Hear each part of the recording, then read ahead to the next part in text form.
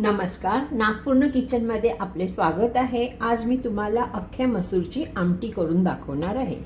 त्यासाठी लागणारे हे साहित्य मी इथे घेतले आहे। अगोदर मी ह्याला मसूर शिजवून घेणार आहे। शिजवताना 2 शिट्या काढणार आहे कुकरच्या। आणि मीठ शिजताना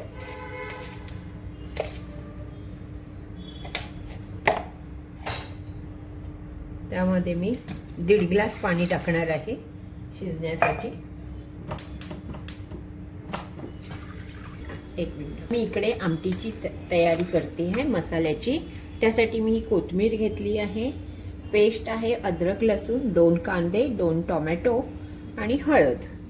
हा घरगुती मसाला आणि हे लाल तिखट, राई आणि जिरे, धन्या जिऱ्याची पावडर ती मी घेणार आहे। 2 पळी तेल घेतले।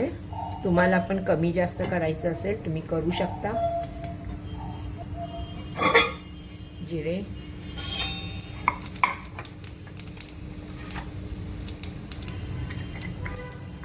थोडंसं हिंग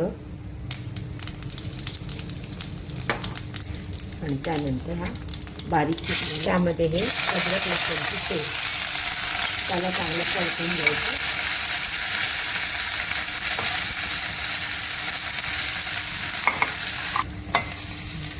अद्रक चांगलं परतल्यानंतर मी कांदा फिरवते।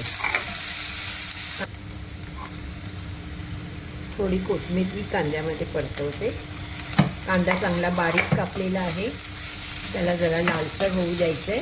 मग त्यातच कोथिंबीर, कांदा चांगला लाल झालाय। आता त्यामध्ये टोमॅटो घालून तोही चांगला परतून घ्यायचा आहे। शिटी थंड झाली कुकरची, त्याला मी 2 शिट्या घेतल्या होत्या आणि हे आपलं डाळ शिजून झाली अख्खी मसूर। आपल्याला ज्या प्रमाणात शिजवायची होती ती बरोबर शिजली आहे, म्हणजे आमटीला अशीच शिजवायची होती। हा आपला टोमॅटो पण शिजला आहे, त्याला परतून घेते आणि त्यात आपले धने जिरे पावडर, लाल तिखट घालूया। धने जिरे पावडर 1 चमचा, लाल तिखट 1 चमचा आणि हा आमचा घरगुती मसाला।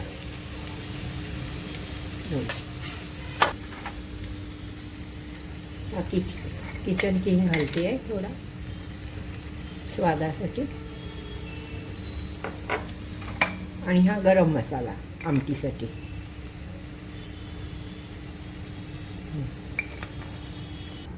थोडंसं मी किंचित पाणी घातले, मसाला शिजतोय त्याच्यामध्ये, आणि थोडं झाकून ठेवते।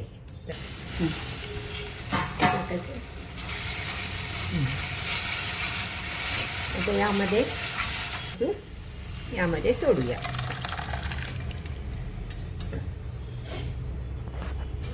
थोडासा मी गरम मसाला टाकते। आता आपली अख्खी मसूरीची आमटी तयार झाली। तुम्ही सुद्धा नक्की करून बघा। लाईक, शेअर्स आणि सबस्क्राईब नक्की करा। धन्यवाद। आता हिला आपण चांगली सर्व करून घेऊया आणि कोथिंबीरने गार्निशिंग करूया। सुंदर सुगंध येतोय।